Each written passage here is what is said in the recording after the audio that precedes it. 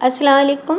Welcome to my channel files over by Amna Shah. I hope कि आप खुश होंगे।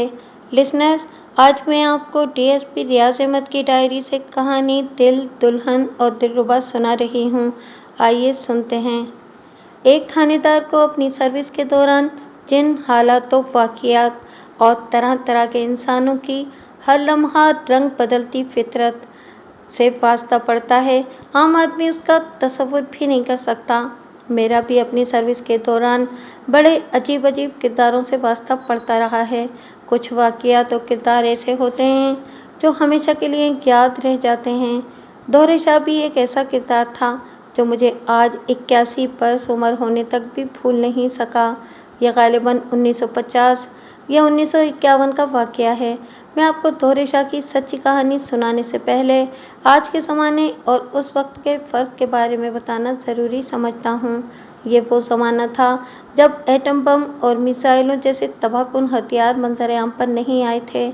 उस ज़माने में मर्दानगी का इजहार जिस्मानी ताकत और दिलेरी का मुजाहरा करके किया जाता था। उस वक्त के आलात हरब मुख्तलिफ थे। देहात में एक बड़ी सी लाठी लेकर इसके एक सिरे पर लोहे का खोल चढ़ाकर इस खोल में शीशा पिघलाकर भर लिया जाता था। इसका वार निहायत कारी होता था। मैंने कत्ल की कई ऐसी तफ्तीशें की हैं जिनमें इस लाठी को आला कत्ल के तौर पर इस्तेमाल किया गया। इस लाठी से बढ़कर दूसरा खतरनाक हथियार बल्लम, बर्छी और कुल्हाड़ी का होता था। शौकीन लोग बड़े खूबसूरत और रंगीन नक्शो निगार वाले दस्तों की कुल्हाड़ियाँ हाथों में रखते थे। कुल्हाड़ी और बच्ची से भी बढ़कर जो आखिरी मौलिक हथियार था वो सिर्फ जुर्म पेशा लोगों के पास होता था। ये दर्रे की बनी देसी साख्त की बंदूकें होती थीं। इसके अलावा जागीरदार, सेठ लोग और बरसरे इक़्तिदार तबके के पास इंग्लैंड की बनी बंदूकें या पिस्तौल होते थे। सबसे ज़्यादा मौलिक हथियार हैंड ग्रेनेड था, जो कश्मीर की जंग के बाद कुछ लोगों के हाथ लग गया था और उन्होंने गाहे बगाहे इसका इस्तेमाल भी किया। इस तमहीद का मतलब यह है कि इस ज़माने में और आज के दौर में नुमायाँ फ़र्क है। आइए मैं आपको दोहरे शाह की कहानी सुनाता हूँ। गुजरात के इलाके में जुराइम की शरह हमेशा ज़्यादा ही रही है। मेरे वक्तों में भी और आजकल भी यहाँ खासे जुराइम होते हैं। इन वक्तों में आए दिन थाने में लड़ाई झगड़े, दुश्मनी, चोरी चकारी के केस आए रहते थे। इन दिनों रेज़नी भी आम थी। कत्ल की वारदातें भी अक्सर होती रहती थीं। एक रोज़ सुबह सवेरे ही दो आदमी थाने ये इत्तला लेकर आए कि गंदे नाले के पुल के नीचे एक इंसानी लाश कीचड़ में धंसी पड़ी है और उसके ऊपर भी कीचड़ की तह जमी हुई है। मैंने फौरन एएसआई से कहा कि वो अपना अमला साथ लेकर जाए और लाश निकलवा कर ज़रूरी कार्रवाई करे। एएसआई चला गया और तकरीबन 2 घंटे बाद वो हाँफता हुआ मेरे पास आ गया। उसके चेहरे पर परेशानी के आसार साफ नज़र आ रहे थे। मैंने इससे पूछा कि क्या बात है और वो इतना परेशान क्यों है। नाले से मिलने वाली लाश दोहरे शाह की है सर, एएसआई ने कहा तो मैं भी उछल पड़ा। क्या तुम्हें पूरा यकीन है गफ्फार? मैंने उससे पूछा कि वो लाश दोहरे शाह की ही है। बिल्कुल सर, एएसआई गफ्फार ने कहा, वो 100% दोहरे शाह की लाश है। अभी थोड़ी देर बाद कांस्टेबल लाश थाने लेकर आते होंगे, आप खुद देख लीजिएगा। मैं बड़ी बेचैनी से लाश के थाने पहुंचने का इंतज़ार करने लगा। इस दौरान मैं गफ्फार से लाश के मुतालिक मालूमात हासिल करता रहा। उसने बताया कि दोहरे शाह को कत्ल किया गया है और लाश पर बर्छी या कुल्हाड़ी के जख्मों के निशान मौजूद हैं। थोड़ी देर बाद लाश थाने आ गई। इसे एक पुरानी सी चारपाई पर रखा गया था और ऊपर एक मैली सी चादर डाल दी गई थी। मैंने चादर हटाकर लाश को देखा और पहली ही नज़र में देख लिया कि वो दोहरे शाही की लाश थी। हमेशा की तरह उसने रेशमी कपड़े का कुर्ता और रेशमी लाचा पहन रखा था। साफ नज़र आ रहा था कि उसे कुल्हाड़ी के वार करके कत्ल किया गया है। कुल्हाड़ी का एक वार गर्दन के दाहिनी तरफ उस जगह पर था जहां गर्दन कंधों से मिलती है। ये बड़ा कारी वार था और खासी गहराई तक चला गया था और गालिबन यही मौत का बाइस बना होगा। कुल्हाड़ी का एक वार कॉलर बोन यानी हंसली की हड्डी पर लगा था और हड्डी कट गई थी। हंसली की हड्डी इंसानी जिस्म की सबसे नाजुक हड्डी होती है और मामूली ज़रब से भी टूट जाती है। कुल्हाड़ी का तीसरा वार पसलियों पर लगा था और 2 पसलियों को गहरी ज़रब लगी थी। मैंने इसकी जेबों की तलाशी ली तो कुर्ते की जेब से कुछ छोटे नोट निकले जो भीगे हुए थे। इसके बाएं हाथ में सोने की अंगूठी भी मौजूद थी। इसका साफ मतलब ये था कि इसे लूटने की गरज से कत्ल नहीं किया गया, बल्कि ये कत्ल किसी दुश्मनी का नतीजा है। मैंने ज़रूरी कार्रवाई के बाद लाश को पोस्टमार्टम के लिए भिजवा दिया। लाश पोस्टमार्टम के लिए चली गई तो मैं इस कत्ल के केस के मुतालिक सोचने लगा। मैं बड़ा हैरान था कि दोहरे शाह जैसा नामी गिरामी बदमाश को किसने कत्ल कर दिया। बड़े बड़े गुंडे बदमाश इससे डरते थे और थाने में भी इसका रिकॉर्ड मौजूद था। वो हिस्ट्री शीटर था। पुलिस वाले भी सोच समझकर उस पर हाथ डालते थे। यही वजह थी कि एएसआई गफ्फार खासा बौखला गया था। यहाँ मैं आपकी दिलचस्पी के लिए दोहरे शाह के मुतालिक कुछ बातें बताना ज़रूरी समझता हूँ। दोहरे शाह रहीमपुर का रहने वाला था। उसका असल नाम जाने क्या था? सब लोग उसे दोहरे शाह कहते थे। वो अपनी अच्छी सेहत और दिलेराना वारदातों की वजह से पूरे इलाके में मशहूर था। वो दोहरे कद और गठे हुए बदन का मालिक था। इसका चेहरा भरा भरा, इस पर बड़ी बड़ी मूछें इसे बारोब बनाती थीं। वो बेइंतहा ताकतवर इंसान था। मेले ठेलों का वो बड़ा शौकीन था और खुसूसी एहतमाम से मेले पर जाता था। इसका मेले में जाने का अंदाज भी बड़ा दिलचस्प होता था। वो गहरे सब्ज रंग का कढ़ाई वाला रेशमी कुर्ता और रेशमी लाचा पहन लेता।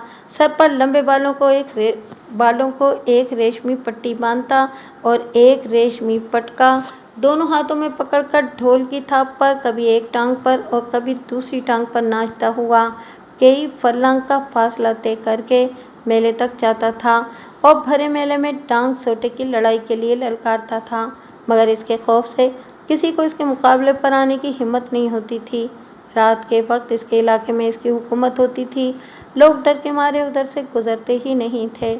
अगर कोई घुड़सवार या टांगे वाला रात को उधर से गुजरता तो दोहरे शाह की हुदूद में आके रफ्तार तेज़ कर लेता, लेकिन दोहरे शाह इंतहाई तेज़ रफ्तारी से दौड़ लगाकर घोड़े या टांगे तक पहुंचकर बाग पकड़कर रोक लेता था। शायद यही वजह थी कि लोग उसे घोड़े शाह भी कहते थे। अब इसी दोहरे शाह को किसी ने कुल्हाड़ी के वार करके कत्ल कर दिया था तो मेरा हैरान होना बचा था, क्योंकि वो अकेला 2-3 आदमियों पर भारी था।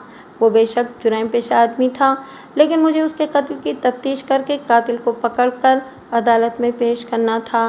मेरा ख्याल था कि दोहरे शाह किसी दूसरे जुर्म पेशा आदमी के हाथों मारा गया है। ऐसे लोगों की अक्सर आपस में दुश्मनियाँ होती हैं। मैंने अपनी तफ्तीश का आगाज़ इन्हीं लोगों से करने का फैसला कर लिया। पोस्टमार्टम रिपोर्ट जल्द ही आ गई। इसमें मौत का बायस ज़्यादा खून का बह जाना लिखा गया था और इसका बायस वही कुल्हाड़ी के ज़ख्म थे जिनकी तफसील मैं बता चुका हूँ। इसके अलावा रिपोर्ट में यह भी लिखा गया था कि मकतूल के मैदे में देसी शराब की खासी मिकदार पाई गई है। मौत का वक्त आधी रात के लगभग लिखा गया था। मकतूल का चूंकि कोई वारिस सामने नहीं आया था, इसलिए इसकी लाश को लावारिस करार देकर दफना दिया गया। इसके बाद मैंने तफ्तीश का आगाज़ कर दिया। मैंने अपने मुखबिरों को तलब कर लिया। इनमें आदि जुर्म पेशा लोग भी थे और मोअज़्ज़िज़ लोग भी।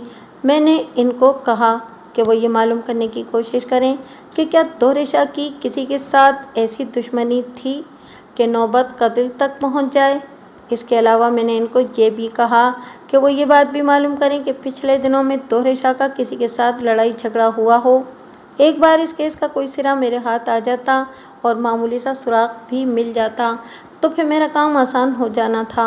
ये मुखबिर इस काम को समझते थे और इन्हें मालूम था कि उन्होंने अपने मतलब की मालूमात कहाँ से हासिल करनी है और कैसे करनी है।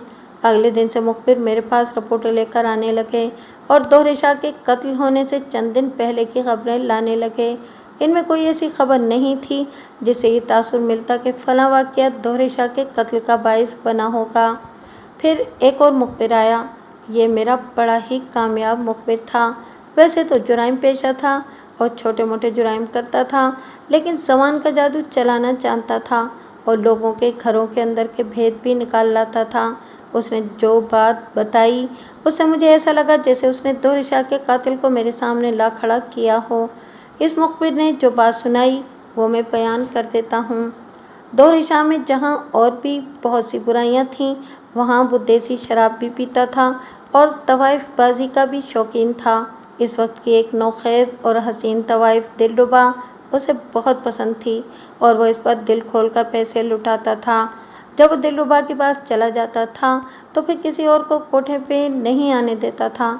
अगर पहले से महफिल जमी होती तो इसकी आमद पर पहले से मौजूद तमाशबीनों से माजरत करके महफिल बर्खास्त कर दी जाती।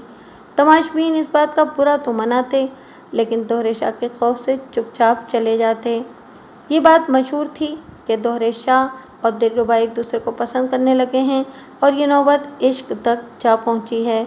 कत्ल से तकरीबन 12-15 दिन पहले का वाकया है कि दोहरे शाह अपने चंद साथियों के साथ दिलरुबा के कोठे पर गया तो वहाँ इस वक्त एक और जुराइम पेशा जिसका नाम रंगू था बैठा हुआ था। मैं रंगू को जानता था। उसका असल नाम तो औरंगजेब था, लेकिन सब इसे रंगू कहते थे। दोहरे शाह के पाए का बदमाश था, लेकिन ताकत और दिलेरी में दोहरे शाह से कमतर था। रंगू और दोहरे शाह की आपस में सख्त जंग चल रही थी, लेकिन दोनों में से कोई भी खुलकर सामने नहीं आया था। मुख्तसर ये कि रंगू दोहरे शाह से दबने वाला आदमी नहीं था। दोहरे शाह की आमद से रंगू के रंग में भंग पड़ गई और जमी जमाई महफिल डूब गई। रंगू ने दिलरुबा से कहा कि वो नाच गाना जारी रखे और किसी की परवाह न करे। माफ़ी चाहती हूँ सरकार, दिलरुबा ने बड़े अदब से कहा। आप फिर कभी तशरीफ़ लाइएगा।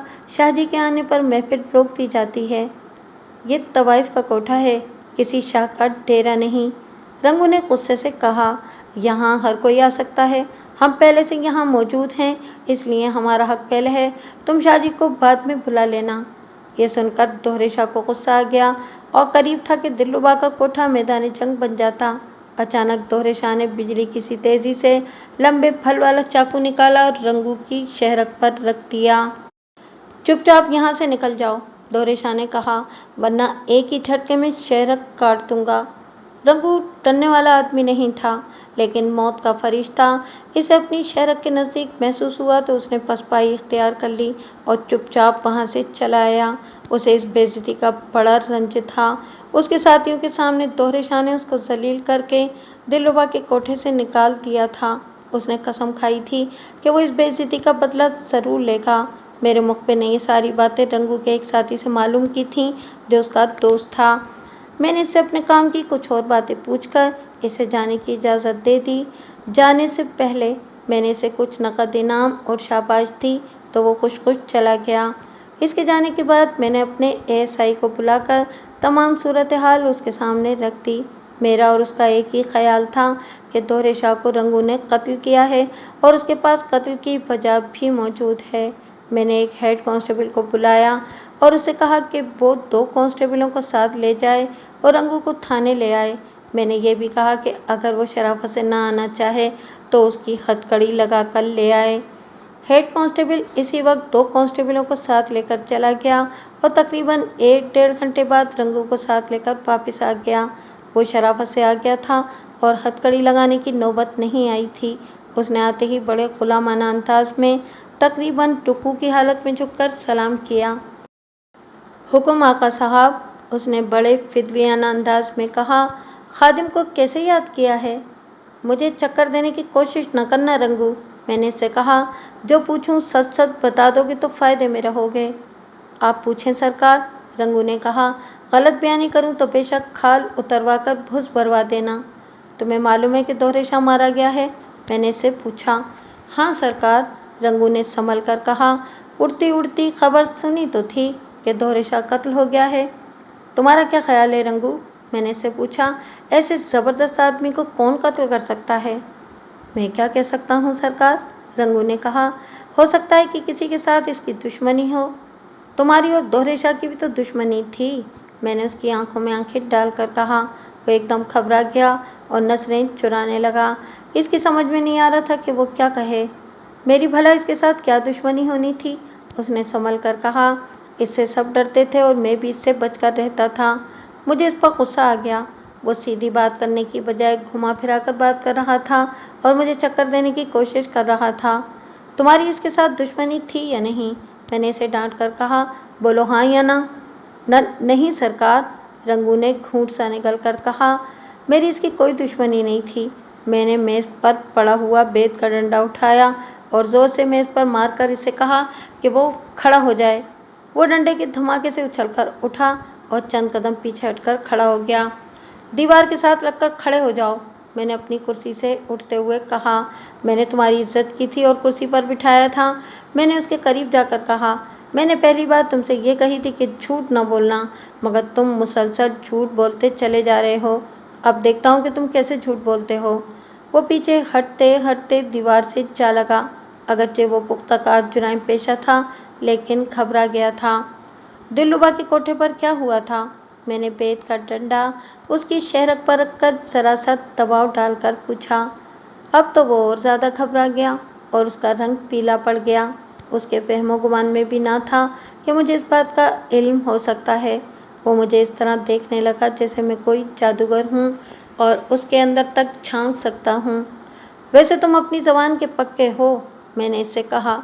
तुमने दोहरे शाह से अपनी बेइज्जती का बदला लेने की कसम खाई थी और इसे कत्ल करके अपनी कसम पूरी कर ली।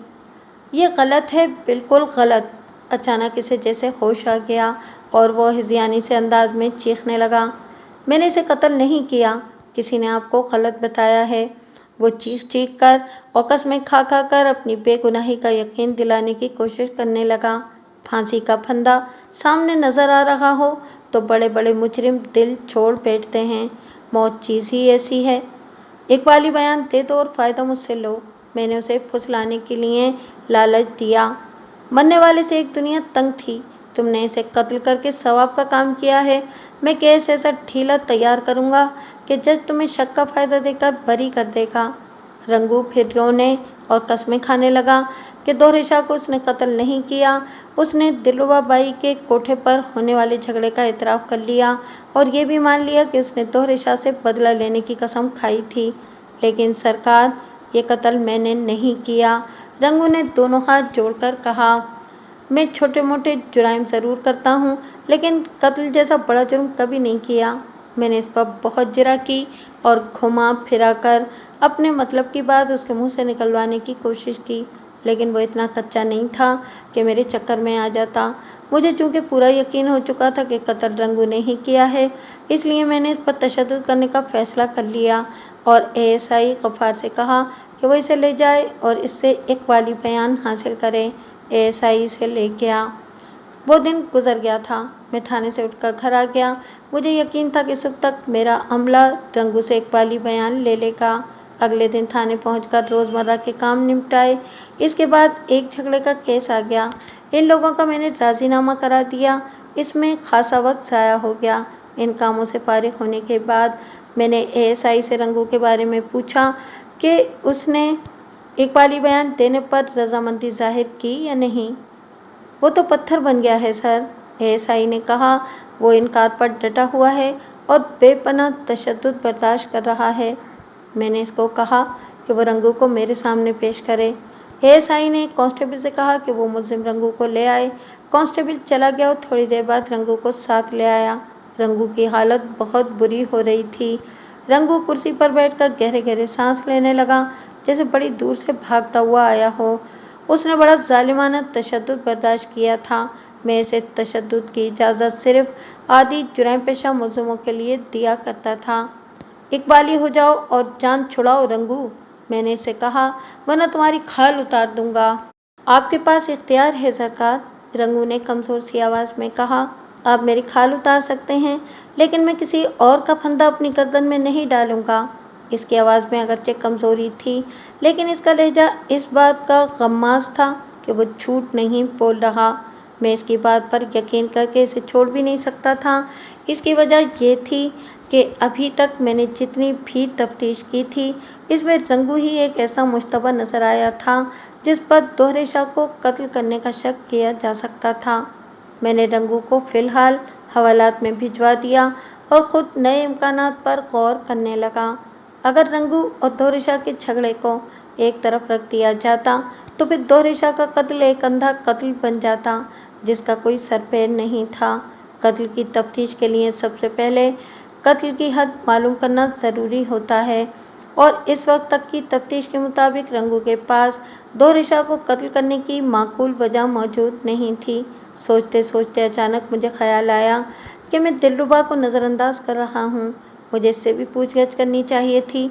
इससे मिलने का फैसला कर लिया और इसी वक्त एक हवलदार और एक कांस्टेबल को साथ लेकर वहां जा पहुंचा। दिन के 12 बजे के बाद का वक्त था। मुझे मालूम था कि ये मखलूक रातों को जागती और दिन को सोती है। जिस वक्त मैं वहां पहुंचा वो इन लोगों के नाश्ते का वक्त था। मैं जिन वक्तों की बात कर रहा हूँ उस वक्त गुजरात में कोई बाकायदा बाजार हुस्न नहीं था। चंद लोग ये काम करते थे और अंग्रेज़ों के वक्तों से उनके पास लाइसेंस था। आजकल तो हर छोटे बड़े शहर में बदी के ये मरकज़ खुल गए हैं और ये काम पुलिस की सरपरस्ती में हो रहा है। थानेदार अपने इलाके का बादशाह होता है। जब इन लोगों को मेरी आमद की इत्तला मिली तो इनके हाथ पैर फूल गए। फौरन मुझे ड्राइंग रूम में बिठाया गया और दिलरुबा की माँ मेरे पास आकर झुककर आदाब बजा लाई। हमारे नसीब जाग गए हुजूर, उसने मेरी बलाएं लेते हुए कहा। कहाँ राजा भोज और कहाँ गंगू तेली, हुक्म फरमाएं, क्या खिदमत करें। ये कहकर वो अपने कारिंदों से खाने पीने का बंदोबस्त करने को कहने लगी। मैंने इसकी खुशामद और चर्ब ज़बानी को नज़रअंदाज करके उसे खाने पीने के इंतज़ाम से मना कर दिया। मैं वहाँ बैठकर इनकी हराम की कमाई से कोई भी चीज़ नहीं खाना चाहता था। मैंने इससे कहा कि वो अपनी बेटी दिलरुबा को बुला दे, मैं इससे कुछ पूछना चाहता हूँ। बेबी अभी अभी सोकर उठी है, उसने बड़े अंदाज से कहा। वो नहा धोकर तैयार हो जाए तो मैं इसे लेकर आती हूँ। वैसे खैर तो है ना, लाइल्मी में कोई कसूर हो गया है हमसे। एक बात जहन में रखो भाई जी, मैंने गुस्से से कहा। मेरे पास फालतू वक्त नहीं है और न ही मैं यहाँ मुजरा सुनने आया हूँ। मैं यहाँ सरकारी ड्यूटी पर आया हूँ, इसलिए फ़ौरन अपनी बेटी को वो जिस हाल में भी है यहाँ लेकर आओ, वरना फिर थाने बुलवा कर तफ्तीश करूँगा।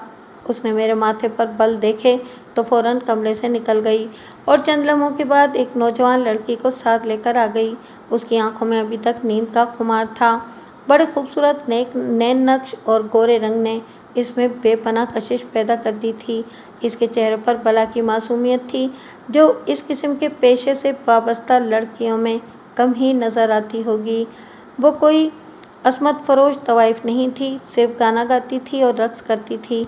यही वजह थी कि उसके चेहरे पर मासूमियत कायम थी और दोहरे शाह जैसा बदमाश उस पर आशिक हो गया था। दिलरुबा ने खालिस लखनवी लबो लहजे और अंदाज में आताब पेश किया। मैंने उसे बैठने को कहा तो वो बैठ गई। इसके बाद मैंने इसकी माँ से कहा कि वो दिलरुबा को मेरे पास छोड़ दे और कमरे से बाहर निकल जाए। वो ना चाहते हुए भी बाहर चली गई। इसके जाने के बाद मैंने दिलरुबा से इधर उधर की चंद बातें की। मेरा ख्याल था कि इसकी झिझक उतारने के बाद अपने काम की बातें पूछूंगा। मैं जानती हूँ आप क्यों आए हैं, दिलरुबा ने उदास से लहजे में मेरे कुछ पूछने से पहले ही कहा। क्या जानती हो, मैंने हैरान होकर पूछा। आप शादी के मुतालिक बात करने आए हैं, उसने कहा। आप इनके कत्ल की तफ्तीश कर रहे होंगे। मैं समझ गया कि वो दोहरे शाह को शादी कह रही है। दोहरे शाह ऐसा नामी गिरामी बदमाश था कि इसके कत्ल की खबर जंगल की आग की तरह पूरे गुजरात में फैल गई थी। दिलरुबा की उदासी को देखते हुए मैंने अंदाज़ा लगाया कि इसकी दोहरे शाह के साथ जज्बाती वाबस्तगी पैदा हो गई थी। मैंने इसकी इसी जज्बाती कमज़ोरी से फ़ायदा उठाने का फ़ैसला कर लिया। मैंने सुना है कि वो बाकायदगी से यहाँ आता था, मैंने कहा। वो बहुत अच्छा इंसान था, उसने आह भरकर कहा। उसने मेरे कहने पर बदमाशी छोड़ने का फ़ैसला कर लिया था। अगर वो कत्ल न हो जाता तो मैं इसके साथ शादी का फ़ैसला कर चुकी थी। इसके साथ ही इसे हिचकी सी आई और वो अपना दुपट्टा मुंह पर रखकर सिसकने लगी। मैंने इसे रोने दिया। जब वो आंसू बहाकर हल्की हो गई तो मैंने अपने मतलब की बात करने का फ़ैसला कर लिया। मैं तुम्हारी शादी के कातिल को पकड़ना चाहता हूँ, मैंने कहा। इसके लिए मुझे तुम्हारी मदद की ज़रूरत है। वो तुम्हारे साथ अपने दिल की हर बात करता होगा। तुम ज़रा सोच कर बताओ, उसने कभी कोई ऐसी बात की हो कि इसकी किसी के साथ दुश्मनी है या कोई लड़ाई झगड़ा हुआ हो। वो मेरी बात सुनकर कुछ सोचने लगी। गालिबन वो अपने जहन में अल्फाज को तरतीब दे रही थी। रंगू के साथ उसका झगड़ा हो गया था, दिलरुबा ने थोड़ी देर सोचने के बाद कहा। ये कुछ दिन पहले की बात है। फिर उसने वही बात सुना दी जो मैं अपने मुखबिर की ज़बानी पहले ही सुन चुका था। और सोचो और गौर करो, मैंने इससे कहा। बेशक कोई मामूली बात हो, वो मेरे साथ अपनी छोटी से छोटी बातें भी करता था। اس نے کہا۔ ایک روز باتوں باتوں میں اس نے بتایا کہ اس نے ایک بارات کے ساتھ جاتی ہوئی دلہن کو روک لیا تھا اور اسے ساتھ لے جانے لگا تھا، مگر پھر دلہن کی منت سماجت اور آہوزاری کی وجہ سے اسے جانے دیا۔ یہ سن کر میں چونک پڑا۔ یہ ایسی بات تھی کہ کوئی بھی غیرت مند انسان مرنے مارنے پر اتر سکتا ہے۔ میں نے اس سے پوچھا کہ یہ واقعہ کتنے دن پہلے کا ہے؟ تقریباً ہفتہ بھر پہلے کا ہوگا، اس نے سوچ کر کہا۔ کیا اس نے کچھ اور بھی بتایا تھا؟ میں نے پوچھا۔ مثلاً یہ کہ بارات کہاں سے آ رہی تھی اور کہاں جا رہی تھی، اور اس کے علاوہ دولہا کون تھا، وغیرہ وغیرہ۔ بارات رحیم پور واپس جا رہی تھی، اس نے کہا۔ یہ نہیں معلوم کہ دلہن کہاں سے آ رہی تھی۔ میرے لیے اتنی معلومات ہی کافی تھیں کہ دولہا کے گاؤں کا پتہ لگ گیا تھا۔ میں نے کریت کریت کر دلربا سے بہت سی باتیں پوچھیں، لیکن اس سے کام کی کوئی بات معلوم نہ ہو سکی۔ میں نے اس کو یقین دلایا کہ میں جلد ہی اس کے شاہ جی کے قاتل کو پکڑ لوں گا۔ پھر میں نے دیکھا کہ دلربا کی آنکھوں میں نمی اترنے لگی تھی۔ مجھے اس کی جذباتی وابستگی سے کوئی دلچسپی نہیں تھی۔ میں وہاں سے سیدھا تھانے آ گیا۔ رحیم پور میرے تھانے کے علاقے کا گاؤں تھا۔ میرے لیے یہ معلوم کرنا مشکل نہیں تھا کہ ہفتہ 10 دن یا اس سے زیادہ دن پہلے گاؤں میں کس کی شادی ہوئی ہے۔ یہ کام میں نے پولیس کے ذریعے کرنے کی بجائے مخبروں کے ذریعے کرنا بہتر سمجھا۔ اس کی وجہ یہ تھی کہ یہ بات ایسی تھی جس کی بھنک بھی ان لوگوں نے کسی کو نہ ملنے دی ہوگی کہ ان کی نئی نویلی دلہن کو کسی غنڈے بدماش نے روک لیا تھا۔ میرے مخبروں میں ایک عورت بھی تھی۔ یہ انتہائی چالاک عورت تھی، لوگوں کے گھروں کے اندر تک کے راز نکال لاتی تھی۔ اس کا نام ذکیہ تھا۔ میں نے ذکیہ کو تھانے طلب کر کے اسے ساری بات سمجھا دی کہ کیا واقعہ ہوا تھا اور اس نے کیا معلوم کرنا ہے۔ ذکیہ چلی گئی اور پھر دوسرے دن میرے پاس آئی۔ وہ راز کی بات نکال لائی تھی۔ اس نے ایک نئی ہی بات سنا دی۔ یہ بات میں آپ کو اپنے الفاظ میں سنا دیتا ہوں۔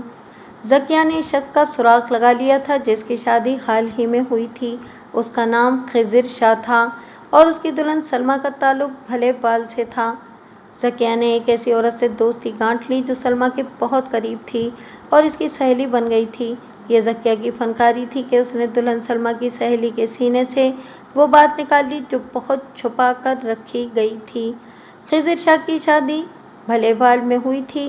فاصلہ تو زیادہ نہیں تھا، لیکن گرمیوں کے دن ہونے کی وجہ سے لڑکی والوں نے رخصتی کا وقت سورج ڈھلنے کے بعد کا رکھا تھا، اس لیے دوسرے مہمان تو کھانا کھانے کے بعد اپنے طور پر گھروں کو چلے گئے تھے اور بارات کے ساتھ خاص رشتے دار ہی رہ گئے تھے جن کی تعداد 15-16 کے لگ بھگ ہوگی۔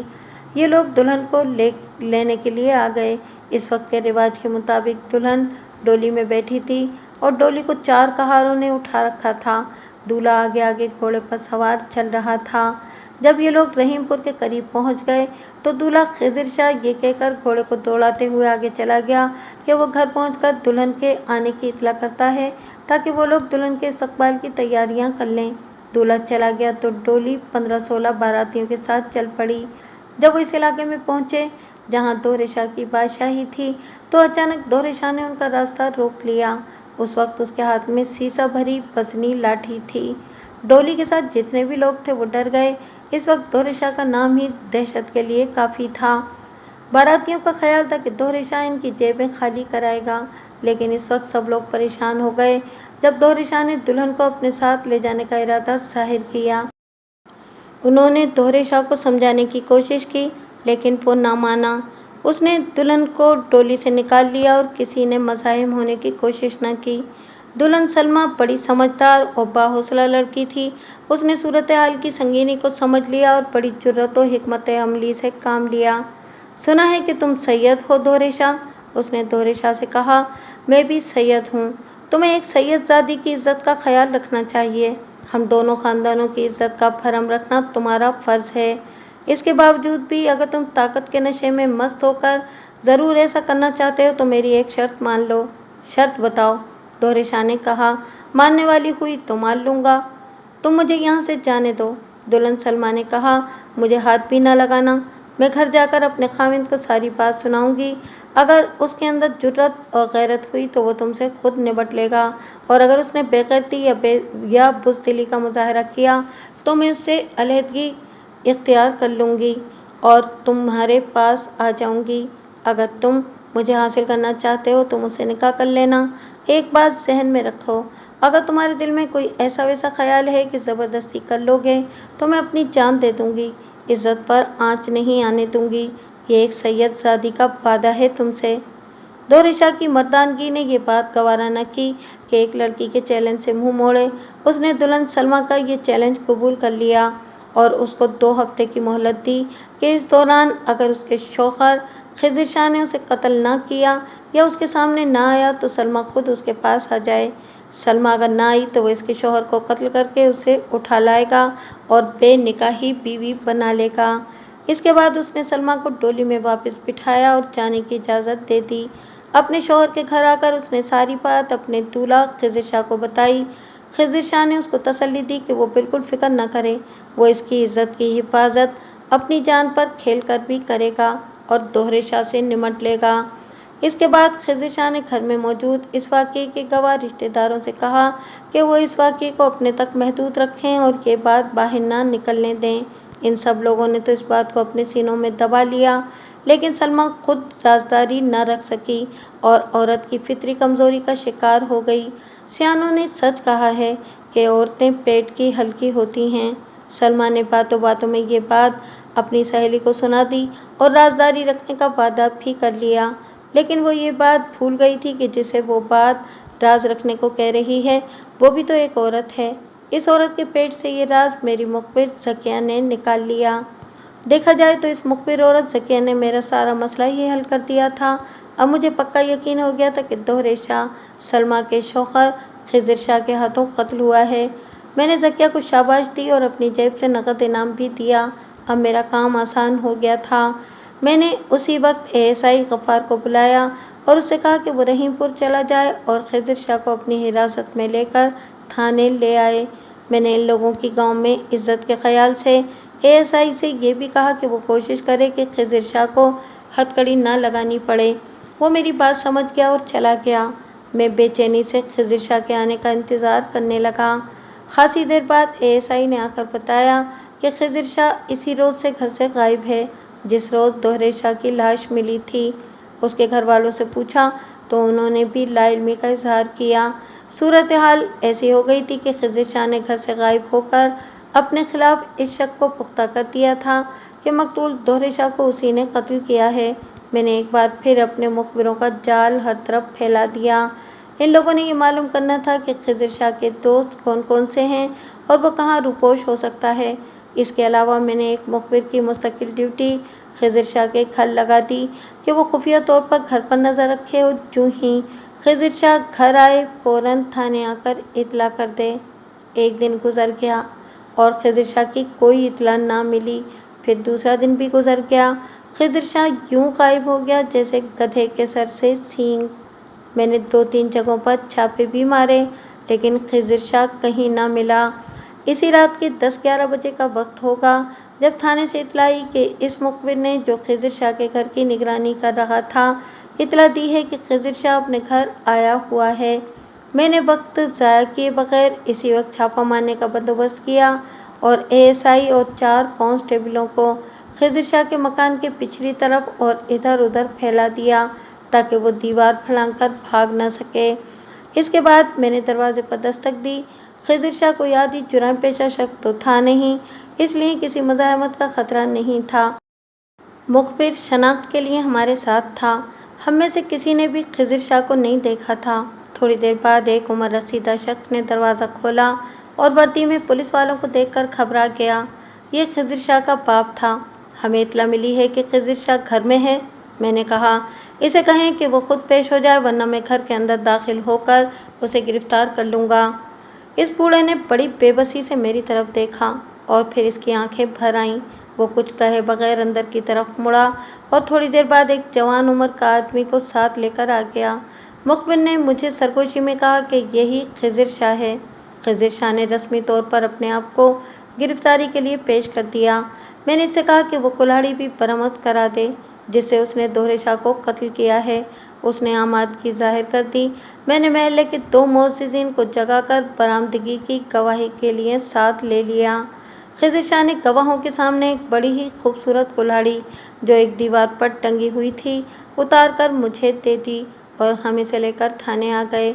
मैंने ज़रूरी कार्रवाई करने के बाद खिज़िर शाह को हवालात में बंद करवा दिया और बाकी का काम अगले दिन के लिए छोड़ दिया। इस रात में बड़ी गहरी और सुकून की नींद सोया। सुबह उठा तो बिल्कुल ताज़ा दम था। तैयार होकर थाने पहुंचा और खिज़िर शाह को अपने पास बुलवा लिया। कांस्टेबल इसे लेकर आया तो मैंने इसे कुर्सी पर बैठने को कहा। वो बैठ गया तो मैंने इससे कहा कि हालात व वाक़ियात और शवाहिद इसके खिलाफ हैं, बेहतर है कि वो खुद ही एक वाली बयान दे दे। वो बड़ा सेहतमंद और खूबसूरत जवान था। उसके चेहरे पर किसी किस्म की घबराहट या पछतावा नज़र नहीं आ रहा था।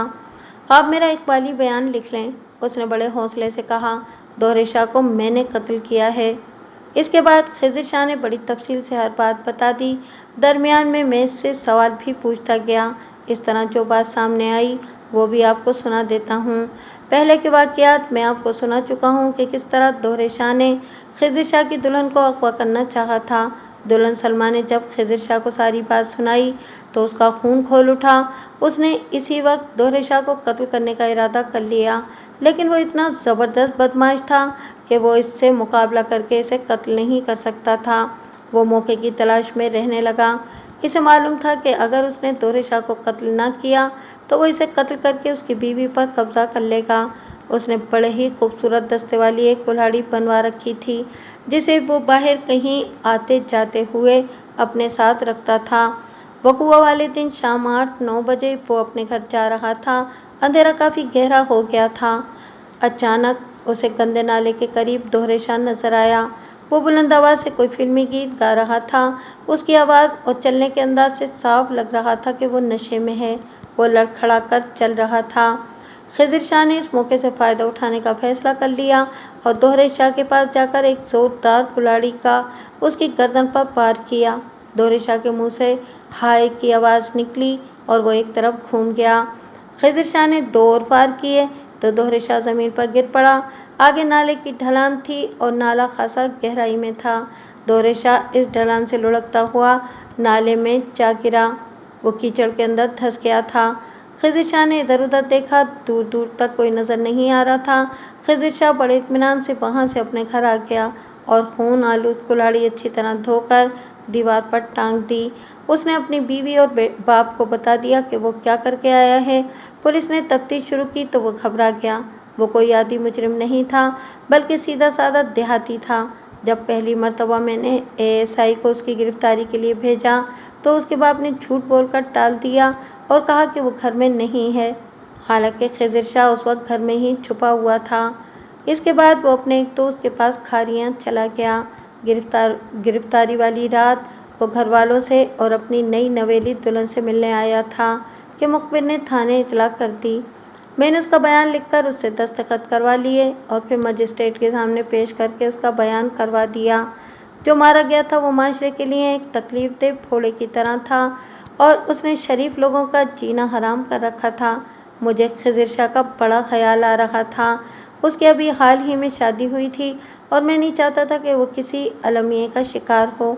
जब मैंने केस तैयार किया तो इसमें जानबूझकर 1-2 ऐसे सुकम रख दिए जो खिज़िर शाह के हक़ में जाते थे।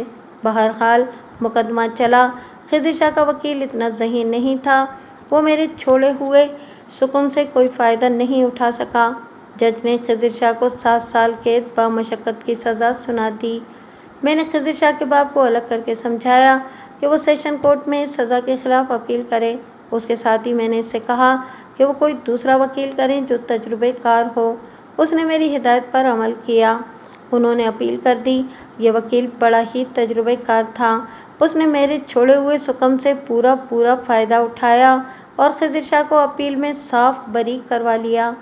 हो सकता है कि पढ़ने वाले मेरे इस इक़दाम को गलत कहें कि मैंने एक कातिल की मदद करके गलत काम किया है, लेकिन मेरी नीयत नेकी की थी और मेरे ज़मीर पर इसका कोई बोझ नहीं है।